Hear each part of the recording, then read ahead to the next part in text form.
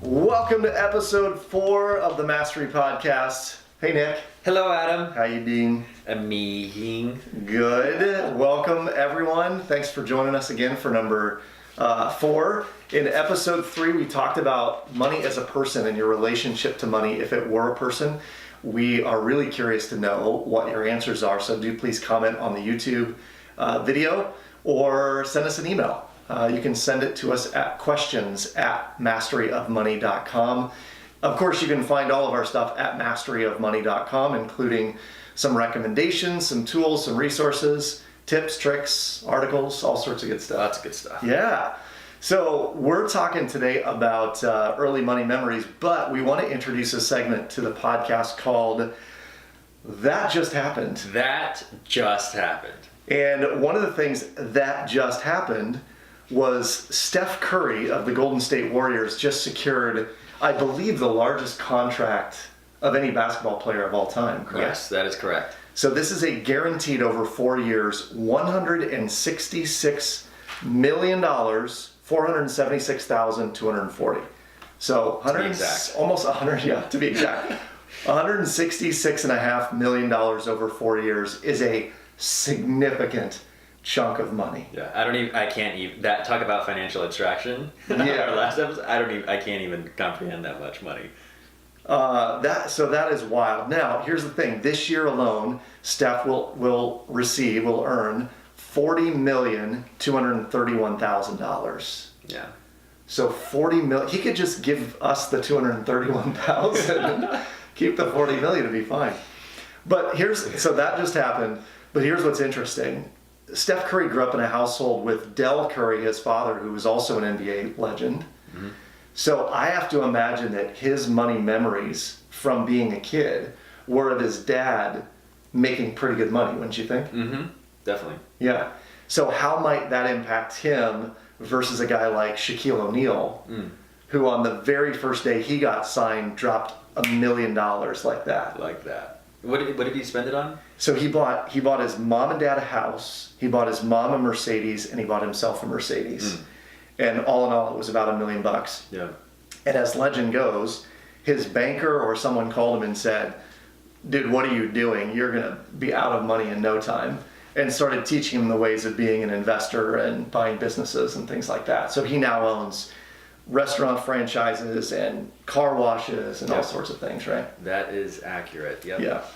So let's talk about early money memories. Sure. You want to go first? But I want you to give context to everyone around that imprint, like why the first money memory matters. Okay. Well, very similar to the importance of examining people's relationship to money as if it were a person. It really gives us a place to stand. It's kind of, like different tools in our tool belt. We can use the hammer and the screwdriver, and as we start to examine like why we're taking specific actions that either serve us or don't serve us, it's important to kind of rewind the tape, if you will, and take a stroll down memory lane to really see other aspects of our life that could have impacted us today. Because oftentimes, there's a lot of either money scripts or conversations that are still happening, even though we are the age that we are at. Right. So, actually, a brief story. This is not mine, but I was working with a client. She was 70 years old, and she had 3 jobs. So she's 5 years, past the quote unquote retirement age, and working 3 jobs, has 12 credit cards that are maxed out. And she called me, and unbeknownst to me of all that situation, she said, "Hey Nick, I need to file bankruptcy."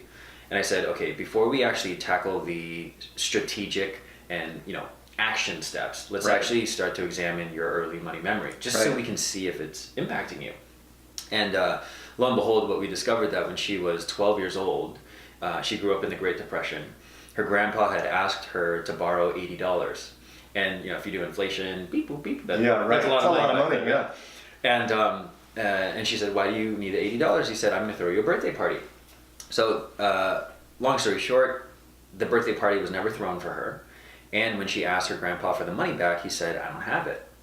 And I said, "Okay, great. well, not great that that happened, but I said, okay, that's a perfect, vivid story. What did you then tell yourself when you were 12? And she goes, money always gets taken from me and it doesn't belong to me.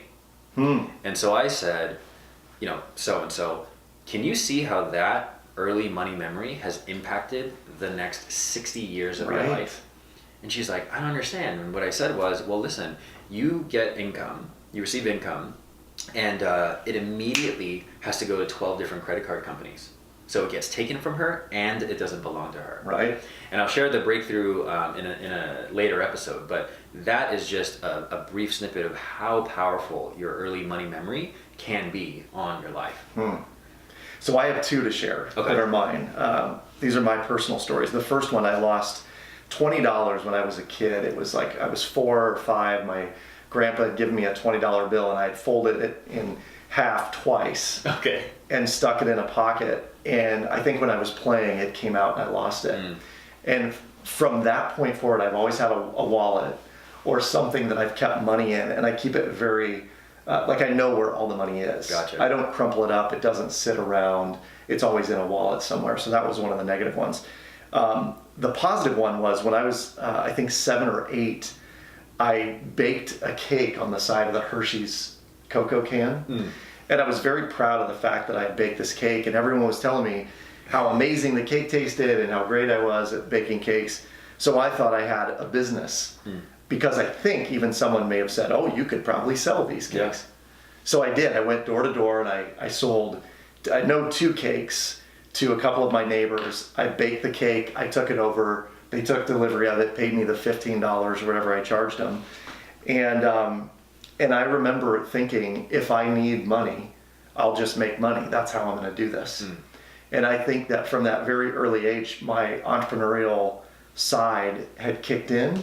And so that early money memory for me was positive. Yeah. But I know you don't have such a positive one. Right? Yeah. Well, I mean, there are a lot of money memories. I remember, really quick one. I'll share 2 that I think can really resonate and land with our listeners, and which I'll share. But the first one that comes straight up to mind as you were sharing your story was, I think I was like 4 years old, and my mom asked me, "Hey Nick, where does money come from?" And I pointed to my dad's pocket, where his wallet was always in his back right pocket. So that's just goes to show I had no concept of money, but I do remember having that type of like relationship to where it came from. Yes, for sure. But for me, my earliest money memory, I was 6 years old, and my dad's a postal carrier, and my mom has been a stay-at-home mom ever since I was born. And so growing up, we had a single income. Dad was a postal carrier working overtime many hours, and on Sundays though, mail doesn't get delivered, and so he was always off. And on Sundays, I would run into his room, jump on the bed, and my dad and I really started to build a relationship around the stock market. So when I was 6, my dad would quiz me on the ticker symbols like Microsoft, MSFT, Apple, AAPL. So I knew that stuff when I was 6 years old. And I always asked my dad, I said, "Dad, when will you teach me how to invest?" And my dad said, "When you get older, I will teach you how to invest." As the years went by, I got really involved with extracurriculars and school and sports and all that stuff. And so my dad we never had the time to actually connect and for me to learn about stocks. And so I told myself that money was something that could be put off till later. And so how that's impacted me, and I shared this in previous podcast episodes, is that when student loans came, I had a grace period. I'm going to wait. Money's something that can be put off till later. I'll handle it when I need to handle it. Sure. I would put stuff on a credit card, and I knew I had 30 days before I had to make a minimum payment, not the entire payment, because I'll handle the rest later. And so that early money memory has really, until I distinguished that, I always wondered and asked myself, like, why do I always wait? And why do I always just put things off? And when I started to examine and think back of my early money memories, I was like, that makes perfect sense. And so now I actually have an opportunity to honor that conversation or not. And it goes a lot better when I don't honor that conversation. Yeah, I bet. So are you now putting things off, or do you pay your bills right away? Do you because you know that was the conversation or the Yep. early money memory. Yeah, so the powerful thing in distinguishing it is now I can take action around it. So I have structures in my calendar. I set up auto pay. So part of it gets rid of the conversation that I need to manage it later. It's Yeah. already managed for me. I have reminders in my calendar that goes off to remind me to be in action. And so I can now be responsible for it and aware of it. Yeah. Very cool. Very cool. So our takeaway for the show today is this: what is your earliest money memory? So think through, what is the first thing that comes to mind, a memory that you have of money? It might be similar to what Nick and I talk about, an early conversation with parents. It could be losing your wallet on a trip, on a family vacation. Whatever it may be, what was that earliest money memory?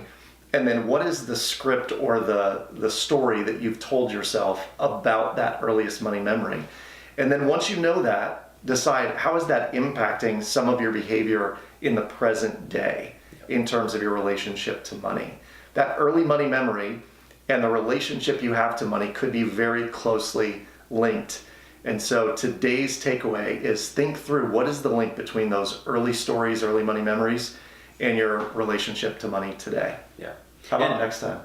How about next time? Yeah. In terms of what we're gonna Yeah. be doing with that. Yeah. Well, once we start to examine why, like, you know, why we are the way we are, our relationship to money, we can then start to alter and create a new conversation of why money really is important, right? And so for me, not just to, you know, money is something that could be put off till later. I'm actually going to be responsible for it now, and why am I even doing that? So that's in the next episode. So definitely check in, tune in, and a lot of the work that we've been doing in the first 4 episodes is really creating the foundation Yes. for what's to come. So it's going to be juicy. Thanks for joining us on the pursuit of mastery. See ya.